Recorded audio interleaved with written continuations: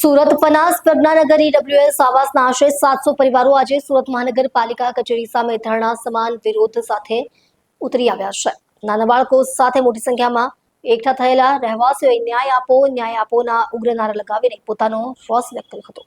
ઉલ્લેખનીય છે કે 2 વર્ષથી વધુ સમય પહેલા મનપા દ્વારા જર્જરિત જાહેર કરીને આ આવાસો ખાલી કરવામાં આવ્યા હતા। જોકે રહેવાસીઓનો તીવ્ર આક્ષેપ છે કે આજ દિન સુધી ન તો નવા આવાસોના બાંધકામની કામગીરી શરૂ થઈ છે, ન તો ટેન્ડર પ્રક્રિયા પૂર્ણ થઈ છે। આવાસ ખાલી કરાવતી વખતે મનપાએ યોગ્ય વળતર અને ભાડું આપવાની ખાતરી આપી હતી, પરંતુ 2 વર્ષથી વધુ સમય વીતી જવા છતાં આ વચનો માત્ર કાગળ પર જ રહ્યા હોવાનો રહેવાસીઓએ ગંભીર આક્ષેપ કર્યો।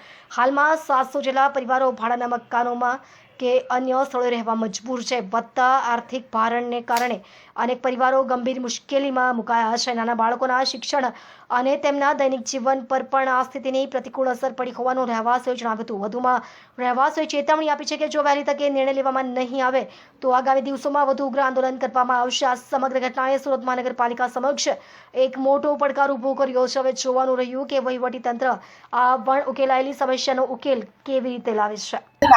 રાજેશભાઈ કઈ જગ્યા શું રજૂઆત લઈને આવ્યા? અમે પ્રજ્ઞાનગર આવાસ સિટી લાઈફ થી આવ્યા છે પનાસ ગામ।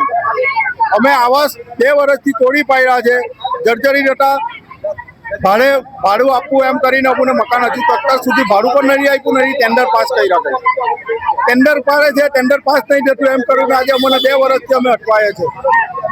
એના માટે અમે કમિશનર સાહેબને રજૂઆત કરવા માટે આવ્યા છે। અહીંયા અમારા 704 બિલ્ડિંગ 704 મકાન હતા, ઓછામાં ઓછા 4 થી 5 હજારનું પબ્લિક રહેતું હતું। અત્યારે કઈ રીતની હાલાકી?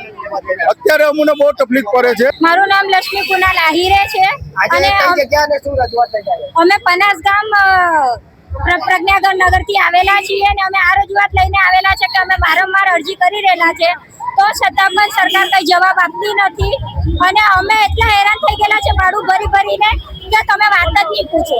અમે એમ જ માંગી રહેલા છે, એક તો ઘર બનાવી આપે અમને, નહીં તો ભાડું ચાલુ કરી દે। એ બસ સરકારને આ નમ્ર વિનંતી છે અમારી। કેટલા સમય થયો તમારે મકાનને જોડવા માટે? 2 થી 2.5 વર્ષ થઈ ગયેલા છે સર। ભર વરસાદે અમે લોકો બહાર નીકળેલા છે, સરકારને સહાય આપી કે સારું કઈ અમે લોકો નીકળીએ છીએ। જર્જરિત મકાન કરીને અમને વહેલાથી વહેલા ઝડપમાં ખાલી કરાવી દીધું છે।